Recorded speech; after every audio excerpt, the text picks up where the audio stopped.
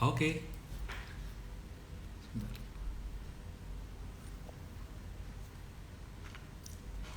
Oke, selamat sore sobat Idris kalian semuanya.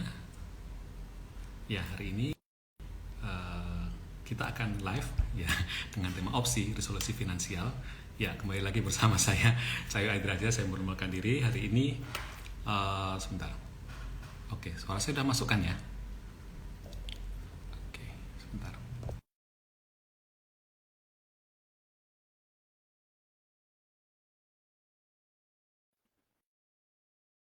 Iya, oke. Selamat sore seperti itu sekarang semuanya. Iya, apa kabarnya? Iya, hari ini kita sudah nongol. Sahabat saya, Mbak Murid, Friska, murid, murid. murid. Udah lama kita nggak ketemu ya, Mbak ya? Wah, lama banget, Pak. Tahun kayaknya ya. Hampir hampir 5 tahun ya? Ya udah lama pokoknya lah. Iya. Apa Gimana kabar kabarnya Pak nih? Cahyo? Iya, saya Alhamdulillah baik-baik, sehat. baik. Sehat ya. Gimana anak-anak? Aman, sudah dikondisikan. Sehat Sudah semua. dikondisikan ya? Sehat semuanya ya? Alhamdulillah. Oke, iya. Oke, seperti itu sekali semuanya. Hari ini kita akan live bersama Mbak Friska. Ngobrol santai Iya, aja kita ya, Pak ngobrol ya. santai. Kita diskusi aja ya ini ya, Iya, saling kita bertukar diskusi. bertukar pengalaman lah. Ini Ya, soalnya hawa-hawanya udah liburan, jadi kita santai aja, Pak. Kalau serius-serius ini banget. betul. Oh, kayaknya saya minggu depan udah cuti deh, makanya sudah Oh gitu. sudah gak konsen lagi, tapi masih dikejar-kejar LPG kan hari ini kan terakhir kan. Curcol. Nah, sama juga kan ya. Iya. Nah, teman-teman ngerti saham ini udah bareng Mince nih, di sini ada Pak Cahyo yang merupakan kepala kantor ya IDX Kalteng ya, Pak ya. Iya betul. Ya, jadi buat teman-teman di sini yang ada dari area ya atau tinggal saat ini domisili di Kalteng, ini wajib banget follow ya, atau mau ikut kegiatannya juga boleh ya di IDX Kalteng, itu boleh banget.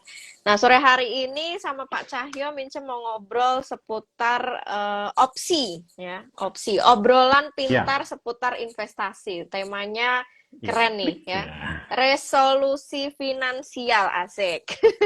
Ya, ini berhujung menuju penutup tahun ya, penutup Ya. tahun 2023. Biasanya kan kita udah mau disebut apa ya, menyusun ya, bikin resolusi, entah itu Mm-mm.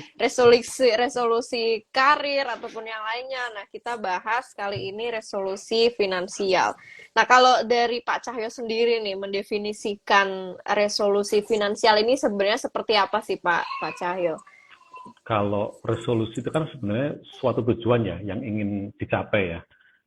Apa namanya oleh seseorang dalam jangka waktu pendek atau jangka waktu panjang. Kalau terkait dengan keuangan finansial berarti tujuan yang ingin dicapai oleh seseorang dalam hal ini saya untuk di masa depannya.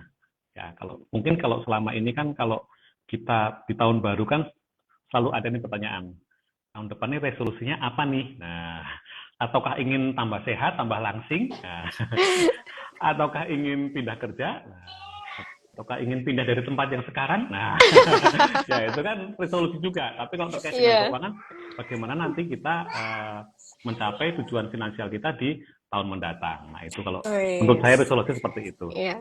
Kalau resolusi keuangan kita kayaknya semoga 2024 perbanyak cuan. Wah ya, bonus makin bertambah itu aja. Aduh, amin, amin. Kenceng nih, amin, kenceng. Nah, nah Pak, apa ya? Kalau kita membuat resolusi finansial tentu nggak jauh juga dari yang namanya perencanaan keuangan ya. Nah, Ya, bagaimana nih kita merencanakan keuangan sebaik mungkin biar bisa ya ini tadi menyusun resolusi finansial yang udah atau yang akan kita set ya nanti di tahun 2024. Langkah iya. kecil apa nih mungkin yang bisa teman-teman mulai di sini? Ya, kalau langkah kecil yang pertama kan harus tahu tujuannya apa dulu nih, ya kan? Kalau ingin kita punya keinginan atau di masa depan kan pasti ada tujuannya nih. Misalnya buat apa? Katakanlah resolusi finansial mungkin bagi saya, Mbak Friska dan teman-teman berbeda. Ya, kalau Mbak Friska mungkin resolusi finansial salah satunya untuk mempersiapkan dana pendidikan untuk anak-anak. Nah itu udah pasti ya kan, karena mungkin bentar lagi sudah memasuki usia sekolah. Nah kalau saya mungkin berbeda. Kalau saya mungkin sudah mempersiapkan nanti untuk kira-kira nanti kalau pensiun mau seperti apa. Nah, itu tujuannya seperti itu. Jadi kalau dikatakan ini yang harus dipersiapkan adalah tujuannya dulu. Nah, setelah tujuannya itu baru rencanakan anggarannya nih. Nah, udah tahu tujuannya mau buat apa nih, baru direncanakan nih anggarannya seperti apa. Ya kan, kalau merencanakan anggaran, jangan lupa kita selalu ingat kata kunci menyisihkan, bukan menyisakan. Ya, karena kalau kita katakanlah dari penghasilan kita setiap bulan, kita berencana nih untuk mencapai tujuan keuangan, katakanlah A. Nah, kita berharap nih dari uang yang penghasilan kita setiap bulan ini paling nggak nanti kira-kira ada sisanya nih yang baru untuk mencapai tujuan kita. Nah, itu salah, bukan menyisakan, tetapi harus disisihkan dari awal. Nah, ini teman-teman harus mulai dari sekarang bikin nih. Kalau di perencanaan keuangan kan ada persentasenya nih, misalnya 45% untuk konsumsi, kemudian 10% untuk investasi, 10% untuk asuransi, kemudian 35% untuk bayar hutang. Nah, teman-teman bisa memulai dari situ nih. Kira-kira sesuai yang pos yang sesuai untuk teman-teman itu seperti apa? Mungkin berbeda-beda.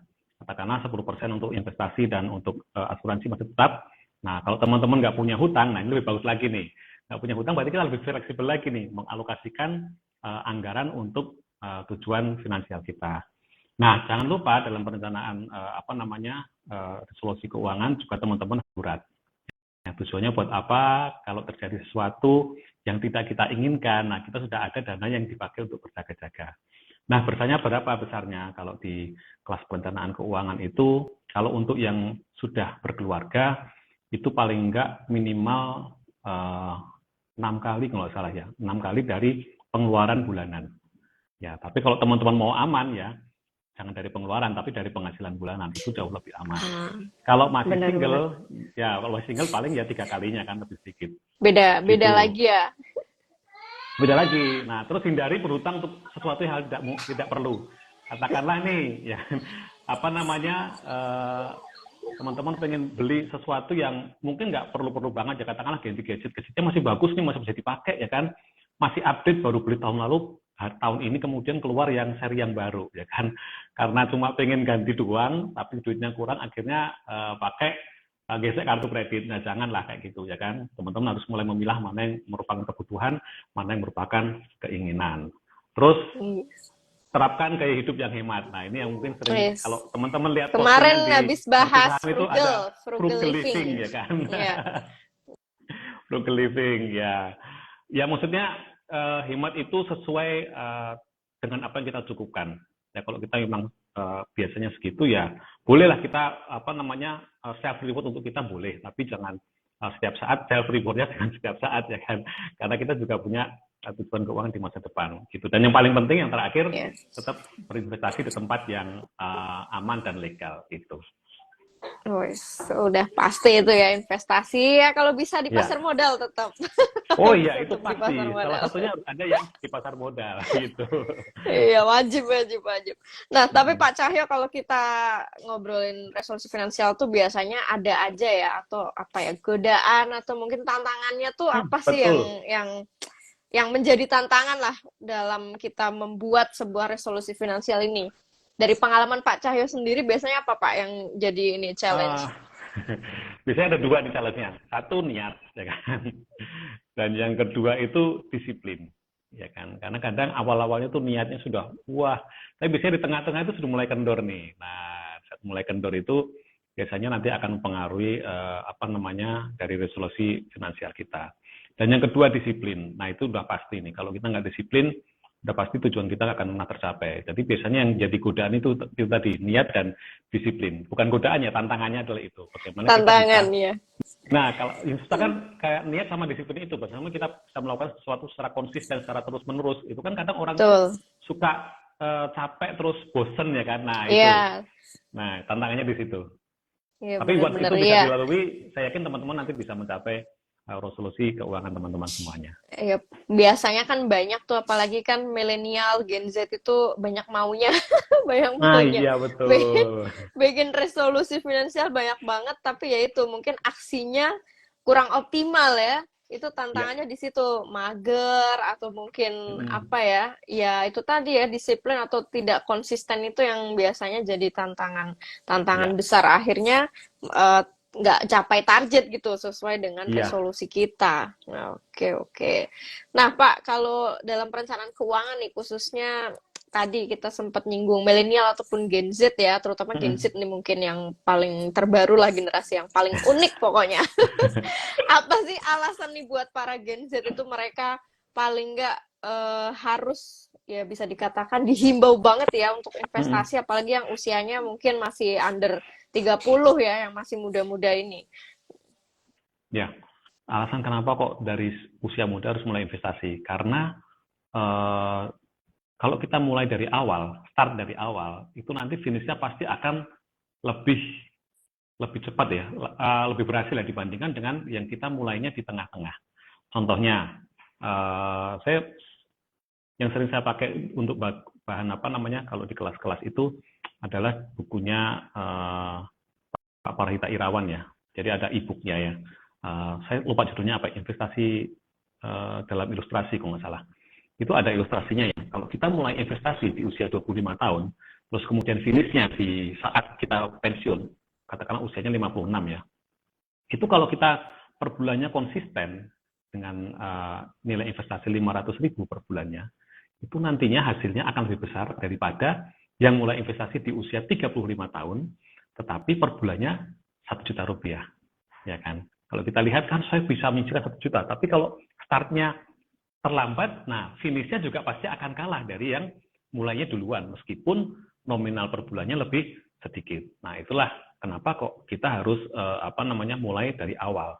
Karena apa jumlah nominal yang dibutuhkan untuk berinvestasi itu pasti akan lebih jauh lebih kecil daripada teman-teman nanti mulainya 5 atau 10 tahun ke depan, gitu alasannya. Oke, iya bener sih. Kalau kalau ini aku inget sebagai muridnya Pak Cahyo di era 2010 dulu.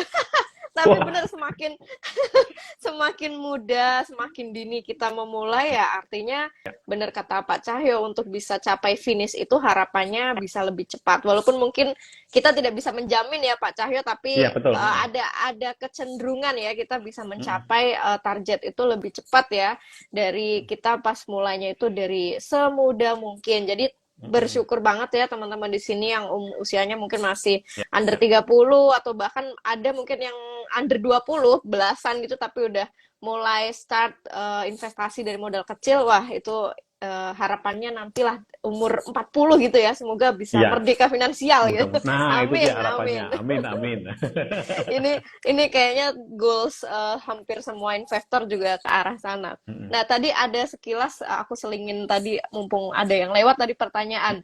Pak, curhat Pak, cara menentukan kemampuan dan investasi agar tidak flexing, tipsnya bagaimana? Nah, ini di era Gen Z ini kan fenomena flexing itu memang banyak ya.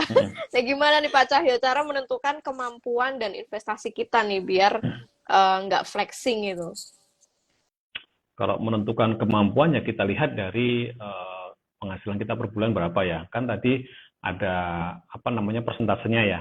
Minimal untuk investasi itu 10%. Nah, mulai dari situ dulu aja, 10%. 10% tiap orang kan beda-beda. Mungkin ada yang penghasilannya sebulan 5 juta, ada yang 3 juta, ya kan, ada yang 10 juta. Nah, itu mulai aja dari situ. Nggak usah lihat teman kita berapa lah per bulannya, ya kan. Kita sesuaikan dulu dengan kemampuan kita, ya kan. Kalau teman-teman katakanlah gaji 3 juta, tapi bisa investasi sebulan 500.000, itu lebih bagus lagi. Tapi memang harus ada yang dikorbankan untuk itu, ya kan. Nah, setelah itu supaya nggak flexing gimana? Ya kita tetap tetap berusaha ini aja. Jadi orang itu yang low profile aja. Nah, kenapa? Karena tantangannya di masa apa namanya sosial media sekarang ini ya di era digital ini, dikit-dikit kan maunya pamer nih. Katakanlah baru beli apa namanya Langsung paling show gampang lah off beli kayak gitu ya ya. beli saham ya kan baru saham baru beli hari ini besoknya naiknya sedikit langsung di posting nih iya udah Iya, itu di portofolio saya nggak taunya siangnya langsung turun cuan naik luber. nah gitu kan itu jadi kalau bagi saya ya investasi itu bukan untuk ditunjukkan tapi untuk kita Mm-mm. nikmati lagi untuk kita nikmati di hasilnya nanti Jadi buat apa kita tunjukkan Mm-mm. sekarang kalau pada saat nantinya ternyata hasilnya tidak sesuai yang kita Benar, harapkan. Yang penting kan benar-benar. hasil akhirnya, bukan di Betul. tengah-tengahnya gitu. Ya, mungkin nanti flexingnya pas udah terbukti ya, udah proven Betul, gitu. iya, Wah, udah ternyata proven. ternyata ini loh investasi itu emang bisa Iya, ngeboost dari sisi ya, perekonomian kita kebantu banget. Itu kan tujuan kita betul. investasi misal ya Pak Cahyo kayak Iya, gitu. Nah, katakanlah udah investasi ya kan, tiba-tiba udah bisa katakanlah buat bangun kos-kosan. Nah, wah ini ya, baru wis flexing boleh nggak mantap. apa-apa ini, sudah ada Iya, buktinya kan. Tapi kalau belum ada buktinya ya bener. jangan flexingin dulu itu. Bener, bener, bener. Kalau udah proven boleh silakan. Betul, Nah, ini iya. lanjut masih masih relate ya Pak. Banyak kan anak-anak muda sekarang atau mungkin newbie lah, newbie investor itu Mm, mereka bingung menentukan instrumen investasi yang cocok nih untuk diri mereka sendiri. Nah, gimana sih tipsnya biar kita itu tahu oh instrumen ini cocok nih untuk kita pakai kayak gitu untuk kita investasikan, sesuaikan profil risiko atau iya. apalagi itu Pak Cahyo? Nah, kalau di apa namanya, kalau kita baca-baca ya kan, kalau mau investasi kan harus sesuai profil risiko. Tapi kan kita kadang kita nggak tahu nih profil risiko itu kita apa. Yang paling gampang sih investasi yang cocok buat kita itu yang bikin kita nyaman, yaitu yang nggak bikin kita kepikiran setiap saat. Nah, tujuannya apa? Sebenarnya kita nggak perlu tujuannya muluk-muluk. Yang penting sudah bisa mengalahkan inflasi itu sudah bagus menurut saya. Untuk investor-investor awal ya, jangan kita baru mulai investasi terus, wah saya pengen cuannya 50%, 100%. Soalnya teman saya kemarin barusan posting nih, investasi ini cuannya segini, masa saya cuma segitu. Nah, kita harusnya bersyukur nih, udah dapat dikasih cuan, berapapun itu harus kita syukuri, nggak perlu kita lihat teman-teman kita atau apa ya kan. Jadi pilih yang benar-benar nyaman buat teman-teman semuanya. Kalau teman-teman sekiranya tidak merasa nyaman, baru investasi harus kepikiran ya kan, terus mengganggu waktu bekerja ya kan, waduh ini gimana Nah, ini iya gimana, benar. itu juga nggak cocok. Cari yang benar-benar nyaman.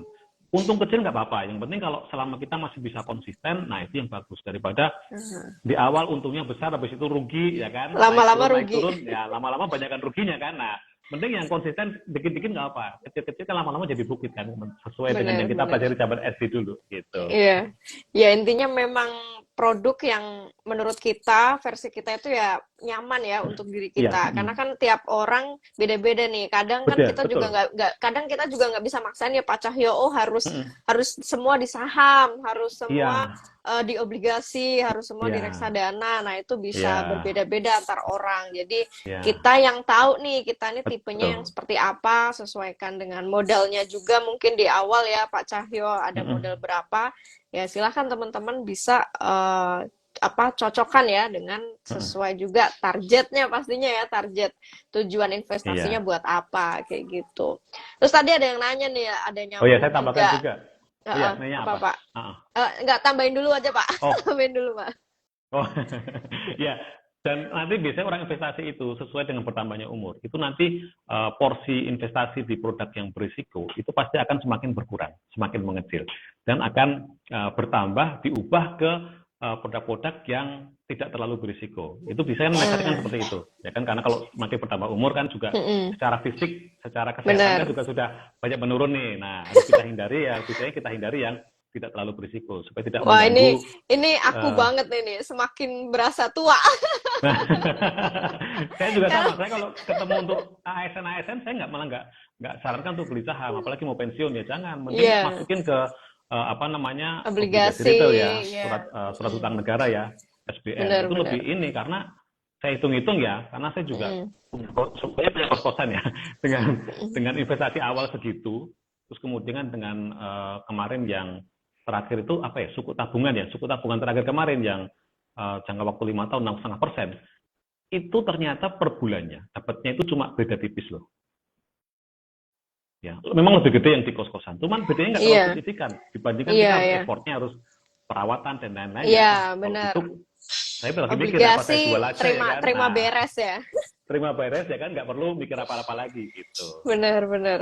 Iya, iya. Ini setuju banget sih, karena aku sendiri ternyata ngerasain, misal kayak dulu waktu awal-awal 2010 nih belajar sama Pak Cahyo, dulu belajar trading banget. Profil resikonya kan masih Nah, agresif ya. Iya, agresif, trading tuh masih apa powerful banget, tapi ternyata betul. makin bertambah usia, makin bertambah mungkin tanggung jawab dari sisi Mm-mm. keluarga atau yang lain, ternyata profil risiko pun bisa mengalami yang namanya perubahan tuh atau pergeseran. Iya.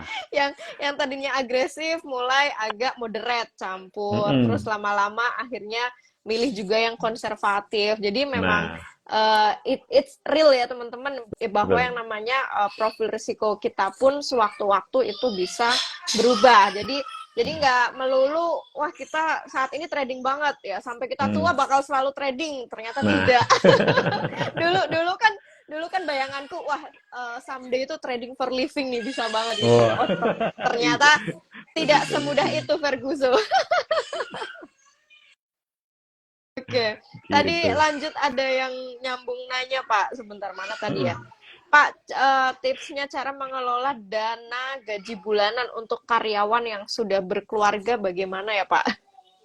Wah, dana gaji bulanan ya. Nah, ini sebenarnya tidak tepat tujukan ke saya. Karena yang mengelola uang itu istri saya, ya kan? Karena gaji biasanya saya transfer ke istri, dia yang mengelola. Jadi, kalau menurut saya sih kembali lagi ke tadi ya, ke persentase tadi ya. Teman-teman harus mulai, apa namanya, bikin perencanaan bulanan.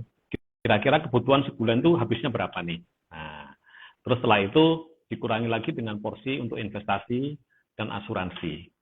Nah, setelah itu baru disisakan untuk yang lainnya. Kalau teman-teman punya hutang, nah itu pertama kali yang harus dilakukan adalah untuk pembayaran hutangnya. Setiap hari pengeluaran untuk apa namanya gaji bulanan ya. Karena kalau sudah bekerja itu nggak mungkin kita nggak punya hutang ya. Yang namanya rumah kan belinya kredit ya kan.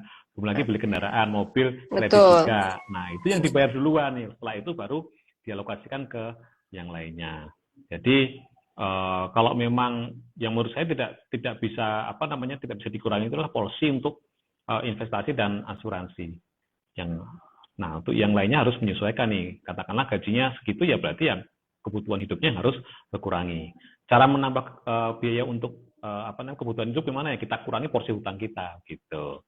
Jadi teman-teman biasanya kalau dari bank kan ada ya patokannya maksimal 35% dari penghasilan kita kalau kita berutang ya. Kalau kita mau mengajukan kredit kalau katakanlah cicilan kita sudah mendekati 30%, yang penting jangan daripada nanti kita terpaksa harus mengurangi porsi pengeluaran kita untuk yang lainnya gitu. Benar-benar. Yang penting sih sebisa mungkin ya meminimalisir hutang sih sebenarnya ya Pak Cahyo Betul, ya. iya, minoritas itu yang paling Kalau penting itu. andai kata sih aku masih belajar dari pengalaman, andai aja bisa beli cash ya cash kayak gitu, nggak Iya, pakai kartu kredit atau nggak ya, pakai intinya cicilan gitu enggak. Jadi sebisa mungkin kalau bisa ada cash ya cash gitu. Jadi melatih habit juga sih sebenarnya ya habit ya. kita atau kebiasaan kita untuk tidak menggampangkan ya dalam tanda kutip cicilan kayak gitu. Biasanya Nah, kalau kalau udah terbiasa gitu kan akhirnya menggampangkan gitu. Ayo udahlah ini apa cicilan atau pay letter lah atau pakai apapun kayak gitu. Intinya udah terbiasa. Jadi akhirnya jadi habit gitu. Jadi ya sebisa mungkin kurangilah habit berhutang khususnya yang konsumtif ya teman-teman ya. iya. Kalau Nah, kata orang Jawa kan ada ini kan, kebanyakan apa cicilan Pak? lama-lama jadi mencicil ya kan. Mencicil. Iya benar-benar. Nah, Pak Cahyo tadi ada pertanyaan menarik juga tadi tuh ada yang minta saran buat teman-teman di sini mungkin yang freelance yang mereka maksudnya tidak punya gaji tetap atau menentu Hmm, gitu bisa nggak sih sebenarnya investasi gitu buat teman-teman yang freelance gitu gimana tipsnya nih Pak buat para teman-teman freelance ya. karena Kalau kan yang nggak selalu nah sama ya penghasilannya pendapatan nggak tiap selalu sama ya. bulannya. Nah, Mm-mm. mungkin kalau yang pendapatannya katakanlah per bulannya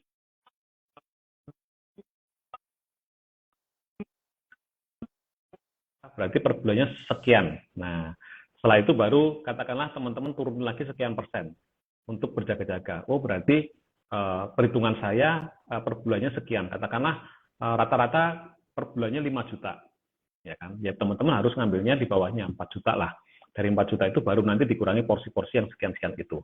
Nah, nanti kalau ternyata saya lebih buat apa? Nah, lebih nanti bisa disimpan nanti, bisa masukkan ke porsi investasi atau dimasukkan ke porsi dana darurat gitu. Jadi atau kalau bisa lagi juga kalau teman-teman masih bingung mau diapain ya masukkan ke tabungan dulu, itu nggak apa-apa. Ya, yang penting kalau ada sisa Ya jangan terus kemudian, wah ini mumpung ada 12-12 nih, ya kan.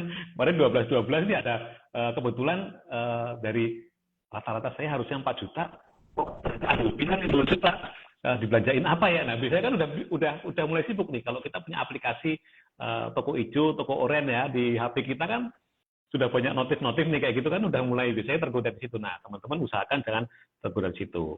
Ya boleh untuk self reward boleh, tapi tetap sebagian besar harus dikembalikan ke porsi investasi dan juga masukkan ke tabungan atau ke dana darurat gitu. Ya semua harus sesuai porsinya. Aku pun Iya, juga pernah betul. ngerasain sih, maksudnya hidup ya sampai detik ini pun juga kayaknya aku hidup sebagai freelance ya. Sampai detik ini. Jadi ketika pas income lebih banyak ya sebisa mungkin porsi investasinya diperbanyak kayak gitu. Mungkin yang Iya, biasanya cuma 5% lah katakan, ya kita lebihin mungkin sampai 15% atau bahkan lebih kayak gitu. Jadi masih tetap dapat momentumnya gitu. Wah, ini pas lagi betul. income banyak, jadi modal Heeh. kita juga inline bertambah banyak. Itu kalau sepengalaman Mince ya, selama menjadi seorang freelance yang sampai detik ini juga merangkap jadi berumah tangga. Begitulah cara berinvestasi ya untuk Kalau mengalokasikan freelance, kalau modalnya. freelance nggak dapat ini dong, nggak dapat ini dari suami, Oh, kalau itu kan uang dapur, Pak. uang dapur ya. Itu beda lagi, itu beda lagi. Itu dapur ngebul ya, dapur ngebul. Nah, ini ada pertanyaan menarik juga nih. Bagaimana cara mengelola risiko berinvestasi, apalagi menghadapi fluktuasi pasar nih, karena bisa berpotensi mempengaruhi kinerja investasi kita di tahun mendatang. Ya, Risiko kalau investasi, Pak. ya mengelola risiko kan berarti kita harus meningkatkan kompetensi kita kalau menurut saya ya. Karena dengan cara kompetensi kita bertambah, katakanlah teman-teman kalau jadi investor saham, ya teman-teman harus tahu nih bagaimana cara menilai saham itu bagus atau enggaknya. Dari kinerjanya seperti apa, laporan keuangannya seperti apa, dan kemudian dilihat juga dari pergerakan grafiknya seperti apa. Nah, kalau kita sudah paham seperti itu, saya yakin juga teman-teman nanti pada saat mau bertransaksi, mau beli saham juga nggak asal-asalan, nggak cuma asal FOMO nih. Ini katanya sahamnya mau dibawa ke sekian, nah, nggak seperti itu lagi, tapi teman-teman pasti akan membaca lagi laporan keuangannya seperti apa, kira-kira prospek kedepannya seperti apa. Nah, dengan cara itu tadi, teman-teman harus meningkatkan kompetensinya. Nah, cara meningkatkan kompetensinya gimana? Sekarang banyak nih kelas-kelas yang gratis yang bisa teman-teman ikuti nih. Di YouTube juga ada, di Instagram ada, di kelasnya IDX Kartong juga ada ya, yang followernya Mince ngerti saham, kalau mau ikut kelasnya juga boleh. Nanti ada yang ngajar juga ada ada Mas Randy. Nah, beliau ini sangat jago sekali kalau untuk masalah reksadana ya. Ini dia itu jagonya. Jadi kalau di kantor itu mau nanya mau beli reksadana apa itu biasanya langsung nanya Mas Randy nih. Wah, dia komando nih. Ayo beli reksadana sekarang. Beli. Jadi teman-teman nanti boleh belajar melalui apapun. Yang penting teman-teman dalam hal berinvestasi apapun yang harus kita garis bawahi adalah kita harus menguasai produk di mana kita mau berinvestasi. Kita harus paham dulu nih, risikonya apa, keuntungannya seperti apa. Di balik keuntungan yang tinggi pasti ada risiko tinggi yang membayangi. Jadi teman-teman harus paham dulu seperti itu. Nah, setelah itu bagaimana cara kita meminimalkan risiko ya dengan cara kita memahami produk-produknya. Insya Allah nanti kalau kita bisa paham seperti itu ya risiko bisa kita minimalkan. Meskipun kadang-kala kita juga tetap terkena risikonya ya, kadang-kala juga Kadang-kala. kadang-kala sudah kita hati-hati nih beli saham kok ternyata kondisinya nggak bagus, harga sahamnya turun, ya itu masih wajar lah selama yang penting kan kita sudah berusaha lebih dulu ya. Iya. Gitu. Ya. Nah, lanjut lagi nih, mumpung aku ingat biasanya tuh banyak banget ya yang DM tuh, terutama nih pemula nih, teman-teman investor pemula. Sebaiknya pemula itu langsung trading saham atau nabung saham dulu. Nah, gimana nih Pak kalau menjumpai banyak pertanyaan newbie investor seperti ini, Pak? Wah, ini pertanyaan yang berat nih. Beratnya 5 kilo. Kalau newbie ini bagusnya nabung saham dulu atau trading. Kalau saya sih mending untuk investasi dulu ya, jangka panjang ya, sambil teman-teman belajar, karena ibaratnya teman-teman tuh masih baru ya, bayi aja baru lahir tuh supaya bisa jalan itu kan ada prosesnya ya, mulai dari merangkak dulu, terus jalannya pakai apa namanya yang kursi bisa jalan itu, terus kemudian kadang pegangan tembok dulu sampai akhirnya bisa lari-larian ya, itu kan ada prosesnya. Nah ini namanya investasi juga sama, ada prosesnya, tidak secara instan ya. Kalau teman-teman beradab secara instan ya nggak ada di dunia ini yang bisa memberikan hasil secara instan. Semua ada prosesnya. Nah, prosesnya apa ya? Iya. Teman-teman harus belajar dulu. Kalau mau jadi trader, teman-teman belajar dulu. Baca laporan keuangan, terus kemudian baca grafik, terus kemudian baca flow di apa namanya bid overnya, siapa yang apa namanya bid overnya seperti apa, banyakkan beli atau jualnya itu seperti apa, itu butuh waktu. Karena yang saya tahu dulu, saya pernah ada apa namanya, memang sangat jago ya, di waktu itu bisa baca. Zaman kode broker belum ditutup ya, itu bisa tahu nih saham ini istilahnya bandarnya ini broker ini, itu sampai hafal loh. Dan saya nanya, Pak ini belajarnya lama? Wah itu lama sekali, itu lebih dari 10 tahun saya baru bisa itu. Nah prosesnya seperti itu, dan itu harus diiringi dengan niat dan konsisten tadi, disiplin dan konsistensi. Jadi kalau teman-teman nggak punya itu ya berat. Pak Lo Keng Hong pun untuk bisa jadi seperti sekarang itu juga prosesnya tidak gampang. Di awal-awal juga pernah beberapa kali Mbak Rizka ya, beliau bercerita bahwa Nggak instan. Ya, nggak instan ya. Sempat beberapa kali rugi juga, tapi beliau mau belajar, memperbaiki kesalahannya seperti itu. Nah itu. Jadi kalau untuk awalnya ya teman-teman investasi dulu. Yang namanya investasi kan juga belajar juga. Kita nggak Iya, betul, bisa langsung bisa tahu, oh misalnya beli saham ya, saham ini bagus nih, kan pasti ada. Kita belajar dulu nih, kira-kira bagusnya seperti apa nih, bandingkan dengan ini seperti apa. Nah, gitu. Jadi iya. bertahap. Jangan Benar, langsung benar. mau apa namanya? Jangan langsung tergiur ya, tergiur tergiur cuan. ya. Karena biasanya teman-teman itu menjadi musuh kita ya kan. Suka diiming-imingin terus akhirnya, trading begitu trading Benar, malah benar. ternyata malah rugi ya kan. Nah, setelah rugi Benar. malah kapok seperti itu. Nah, biasanya kayak gitu. Iya, jadi mungkin yang perlu diluruskan tidak melulu ya teman-teman pemula itu harus langsung trading demi mengejar Betul. cuan cepat. Nah, ini nih Nah, kata-kata cuan cepatnya ini yang mungkin perlu mulai teman-teman khususnya newbie di sini luruskan gitu. Jadi bukan berarti wah mumpung ini kita belajar trading ya dengan harapan cuan cepat kayak yang lainnya gitu. Padahal yang lainnya kan juga butuh proses ya pastinya sebelumnya ya banyak cut loss, rugi segala macem. Ya iya jujur betul. aku pun juga dulu mungkin aku bisa ngasih masukan ya Pak, kalau dari pengalaman, kalau misal masih muda mau belajar trading biasanya lebih punya banyak waktu tuh. Betul ya. Dari segi waktu, dari segi kapasitas tenaga nih, pikiran, mata, semua masih fresh nih, masih enak. Jadi silahkan ya pelajari teknikal yang maksimal, akhirnya belajar pakai modal kecil silahkan. Tapi biasanya kalau yang sudah misal berkeluarga, nah itu mungkin yang agak mempertimbangkan banget ya as pemula, as newbie, apakah mau langsung trading atau long term investing. Nah biasanya sih aku kasih suggest ya karena mungkin sudah berkeluarga, udah ada tanggungan anak segala macem, cukup berisiko ya kalau misal langsung belajar trading. Jadi mungkin yang nabung saham aja dulu gitu. Itu kalau dari pengalaman ya. Nantinya kalau udah dari sisi waktu udah enak ya mau belajar teknikal, melipir ya pelan-pelan belajar trading ya silahkan, nggak masalah itu teman-teman ya. Jadi bukan berarti trading itu cuannya lebih cepat dibanding nabung saham, enggak juga Betul. sih. Enggak juga. Iya. Enggak juga. Oke. Nah, tadi ada pertanyaan bagus ya, kelewat tadi di atas-atas, tapi aku masih inget Pak, tipsnya dong biar kita tetap bisa frugal tapi nggak pelit. Tetap bisa frugal tapi nggak pelit. Tetap bisa frugal tapi nggak pelit. Nah, itu tipsnya nih kalau saya frugal tapi nggak pelit, ya kita berusaha mencukupkan apa yang pengeluaran kita ya, katakanlah paling gampang lah kalau kita beli makan nih. Katakanlah kita beli makan nih. Kalau kita bisa beli makan, saya nggak tahu ya teman-teman di daerah-daerahnya berapa kalau budget sekali makan ya. Katakanlah kalau saya budget sekali makan sudah saya takar nih sekian puluh ribu, berarti sehari ya harus gitu. Syukur-syukur bisa lebih murah. Kalau mau yang lebih mahal gimana? Ya boleh-boleh aja sih. Kan kita kadang juga perlu self reward nih. Tapi ya juga nggak setiap hari atau setiap minggu sekali, nggak. Kadang-kadang lah kalau lagi pengen. Percayalah, sesuatu yang kalau kita konsumsi tidak terlalu sering, itu kenikmatannya pasti akan berbeda. contohnya nih ya kan. Contohnya kalau teman-teman mungkin yang biasa apa namanya setiap hari ngopi ya kan. Mungkin ngopinya di tempat-tempat ngopi yang sudah punya nama ya kan.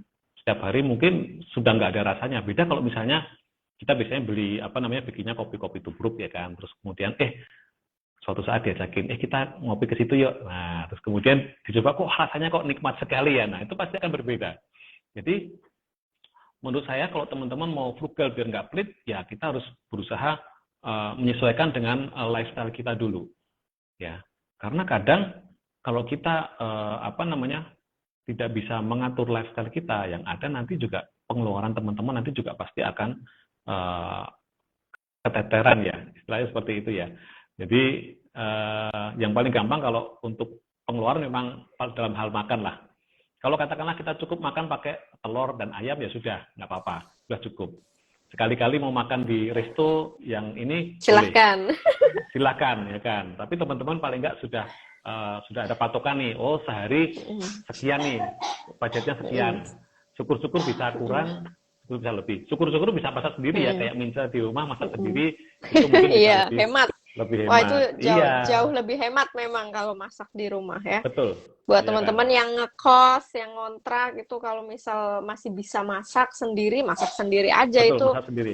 bisa menjadi salah satu tips frugal paling the best lah ya untuk urusan makan. Karena kalau masak sendiri Pak Cahyo. Jadi nggak kita patungan kan, katakanlah satu orang 5.000 nih buat beli bahan-bahannya ya. Termasuk beras nasinya itu, terus kemudian ada yang masak nih, kebetulan hobi saya Mas Roland ini kan jago masak nih, jadi Mas ini beli ini masak, kita makan bareng-bareng, satu orang cuma ngeluarin 5.000 loh sehari, itu sudah makanya sudah sudah kenyang, sudah enak ya kan, bandingkan dengan katakanlah kita mengeluarkan 15-20 ribu per hari, nah itu kan bisa jauh lebih hemat nih, gitu. Wah. Mantap, di Kalteng 5.000 per hari loh bisa patungan. Bisa patungan. Satu kantor isinya 9 orang ya kan. 45.000 ya kan cukup. Ini kalau warga Jabodetabek teriak-teriak, Pak. Aduh. Oh, tadi ada pertanyaan bagus juga, Pak. Tadi bentar. Nyelip. Tadi inti pertanyaannya itu, Pak, bagaimana sih kita bisa mengoptimalkan atau memaksimalkan investasi kita? Apakah yang minus-minus itu udah harus langsung kita cut atau kita jual atau seperti gimana, Pak? Wah, ini kalau yang minus-minus apakah langsung di-cut atau dijual, nanti tergantung teman-teman ya. Tergantung juga produknya apa nih ya, produk investasi yang dimaksud apa ya. Aja dulu. Kalau misalnya minusnya terlalu dalam kan kadang kita suka nggak tega ya. Belum ikhlas. Iya ikhlas, udah 50% lebih nih, masa dijual ya kan? Tapi kalau ditungguin juga lama kan? Tergantung. Jadi kalau memang harusnya sih turun lebih dari 10% itu maksimal kalau saya itu memang harus di. Jadi sebelum terlalu jauh memang seharusnya teman-teman sudah lebih dahulu 10% ya paling banyak 10% turun ya harus di-cut.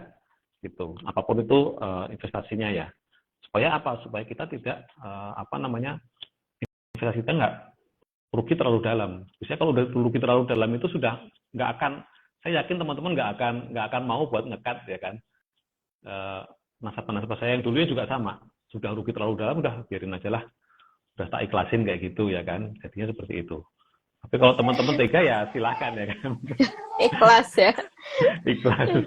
Ya, mungkin Lisa juga pernah mengalami kayak dulu ya. Iya pasti ya itu mah cut loss, jual rugi. Ya, kayaknya semua investor pasti akan merasakan itu ya Pak Cahyo ya, yang namanya nyaris tidak mungkin ya kalau kita berinvestasi misal seumur hidup gitu tidak pernah yang namanya rugi sekalipun. Itu kayaknya pasti ada kalau itu ya, bukan mendoakan tapi someday itu akan merasakan, pasti sekali dua kali itu ada lah pasti merasakan itu, dan itu hal yang wajar sih ya menurutku ya Pak Cahyo ya. wajar. Ya, Apalagi pas selama awal-awal ya. kerugian ya awal-awal itu biasanya banyak ruginya. Tapi itu kan istilahnya Iya, kalau orang bilang itu kan ongkos belajarnya di situ. uang uang sekolah, uang Nah, sekolah. uang sekolahnya di situ ya kan. Setelah itu kita tahu oh berarti salahnya di sini nih. Oh berarti Benar, besok-besok harus seperti ini. Nah, benar. jadi kita bisa belajar dari situ. Nasabah-nasabah Mm-mm. saya yang dulu yang gede-gede juga sama. Meskipun dia Hmm. portofolionya udah gede-gede ya, puluhan M ya kan. Tapi juga kadang juga dia pas investasi juga ada yang rugi ya kan. Saya trading rugi, tapi enggak apa-apa lah. Selama porsi keuntungannya masih lebih besar daripada yang rugi itu masih oke. Iya, benar. Gitu. Makanya ini penting melakukan evaluasi juga mungkin ya tiap akhir Iya tahun betul. gitu, evaluasi portofolio investasinya. Jadi teman-teman bisa lihat selama setahun tuh sebenarnya banyak ruginya atau Ya. untungnya gitu. Jadi bisa buat bahan evaluasi nanti bikin resolusi keuangan di tahun Nah, berikutnya itu. Jadi penting ya teman-teman buat iya. evaluasi porto di tiap akhir tahun itu. Nah, kalau ada pertanyaan gini Pak, sebenarnya nih banyak kan sekarang itu situs sumber yang kadang tuh kita atau masyarakat itu mereka ragu ini valid nggak nih, trust nggak nih. Nah, jadi sebenarnya di mana sih masyarakat ini bisa mencari informasi yang benar dan trusted ya, atau terpercaya tentang investasi di pasar modal, situs web atau aplikasi dan yang lainnya Pak. Karena sekarang banyak sekali kan sumber-sumber informasi kayak gitu. Ya, kalau informasi di pasar modal sudah pasti di Bursa Efek Indonesia ya. Situsnya kan www.idx.co.id ya di situ. Terus teman-teman juga boleh nih kalau mau apa namanya sudah jadi investor saham, kalau mau download aplikasinya, kita ada aplikasi baru yang namanya IDX Mobile. Teman-teman bisa download di App Store ataupun di Play Store ya, gratis ya kan. Daftarnya juga gratis, pakai apa namanya alamat email aja. Nah, nanti sudah bisa teman-teman jadi apa namanya memakai aplikasi IDX Mobile-nya. Nah, di aplikasi IDX Mobile ini yang menarik itu ada fitur yang namanya virtual trading nih. Nah, ini buat sobat-sobat mince yang masih menjadi investor pemula, apalagi investor saham yang pemula ini. Nah, kalau mau belajar trading bisa pakai apa namanya fitur virtual trading tadi. Di virtual trading itu kita dikasih modal yang modal virtual bohongan 5 juta. Ya, teman-teman bisa buat latihan membeli dan menjual saham. Jadi aplikasinya itu real time. Jadi teman-teman bisa lihat nih harga sahamnya sekarang berapa, mau beli di berapa, teman-teman bisa di situ. Nah, teman-teman nanti belajar di situ dulu nih. Kalau emang sudah fasih nih ya kan, sudah tahu oh caranya saya beli di harga sekian nih. Sambil lihat grafiknya, oh berarti harus sekian saya harus masuk nih. Coba beli di situ dulu. Kalau ternyata salah rugi kan teman-teman nggak rugi apa-apa. Kan pakai apa namanya modal virtual. Nah, nanti kalau sudah confident, sudah yakin, nah baru dicoba pakai modal yang beneran. Nah, itu kalau teman-teman mau belajar melalui pasar modal di situ.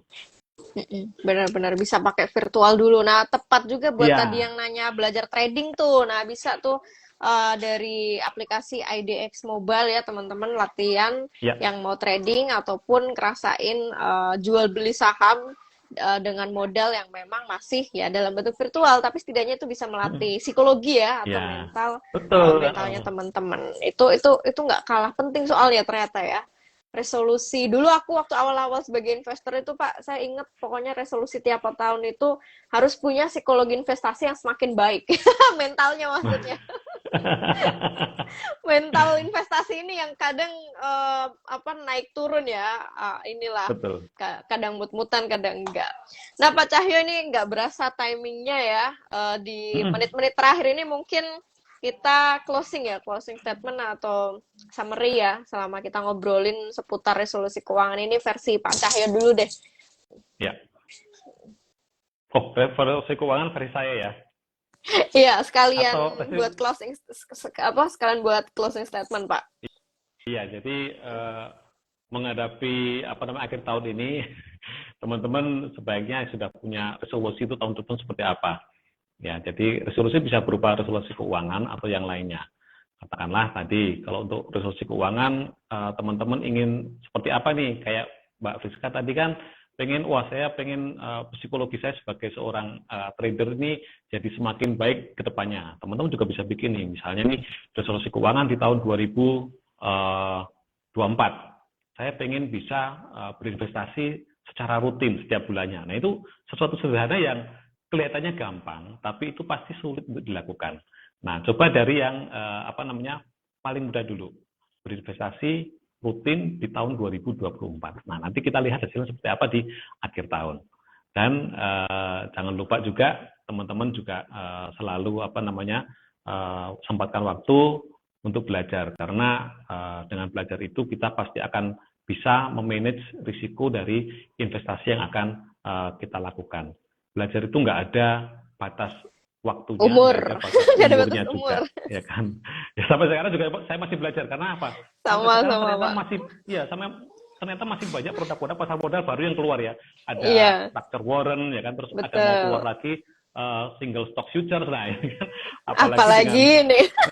apalagi ini nanti semakin banyak produk-produk yang akan teman-teman hadapi di pasar modal ya. Jadi kita tentu harus selalu bisa mengejar ketinggalan ya, jangan sampai kita kalah Benar. dengan yang lainnya gitu. Iya, oke, thank you Pak Cahyo. Kalau dari Mince sendiri mungkin dari hasil diskusi kita ya seputar solusi COVID-24 ya, jelas sih pas tuh jangan lupa lakukan evaluasi ya, karena Ya, evaluasi ini penting menurutku karena bisa jadi patokan nanti teman-teman bikin target di tahun berikutnya ya, minimal ya. kita benar-benar hitung akhir tahun ini hasil investasi kita returnnya berapa persen gitu dari per Januari sampai Nah, Desember ini. Nanti itu bisa jadi acuan. Oh, berarti tahun depan paling nggak kita bikin resolusi naikin target return 1% gitu dari tahun yang sekarang gitu. Jadi nah itu itu. itu bisa bikin apa ya? Jujur aku tuh bisa Nah, bikin semangat sih Pak. Kalau kayak gitu tuh kita jadi bikin semangat buat rajin top up, konsisten investasi ya. Jadi akhirnya ya tetap ujung-ujungnya goals-nya kita harapannya bisa tercapai. Jadi tetap lakukan evaluasi, baru nanti bikin target baru untuk resolusi finansial di tahun 2024. Semoga kita semua semakin cuan. Amin, amin. amin amin. Itu tadi ada yang komen nih, Mas Afif Heri nih. Siap moncer tahun depan. Wah, itu Oh yes, harapan kita amin. semua. Ya, apalagi di menjelang akhir tahun ini IHSG-nya semakin menanjak Wah, ya. ini Mudah-mudahan iya, tahun depan juga tambah moncer lagi, amin. transaksinya semakin besar ya kan. Jadi teman-teman juga nanti bisa Amin. mendapatkan hasilnya dari situ. 8.000 lah lebih, semoga ya. Wah, 8.000 udah. Kipas-kipas semuanya nih. Amin, Teman-teman amin semuanya ya. happy di sini Bisa, pasti. bisa nih kalau kalau kita semua perbanyak jumlah investor juga ya, biar semakin Iya, betul. maju lagi ya pasar modal Ya, kita. Nah, mungkin itu dia teman-teman ya obrolan ringan santai sore hari ini dari Mince sama Pak Cahyo. Semoga bisa ya ya. memberikan insight ya di penghujung akhir pekan ini. Nanti next time kita bisa IG Live lagi ya Pak Cahyo dengan topik yang beda lagi Siap, pastinya. siap. Dan buat teman-teman, thank you ya buat yang udah nonton. Sampai jumpa lagi di IG Live berikutnya. Terima kasih banyak Pak Cahyo. Sehat-sehat Sama-sama Mbak Priska, selalu. terima kasih. Iya, salam buat keluarga. Siap. Oke.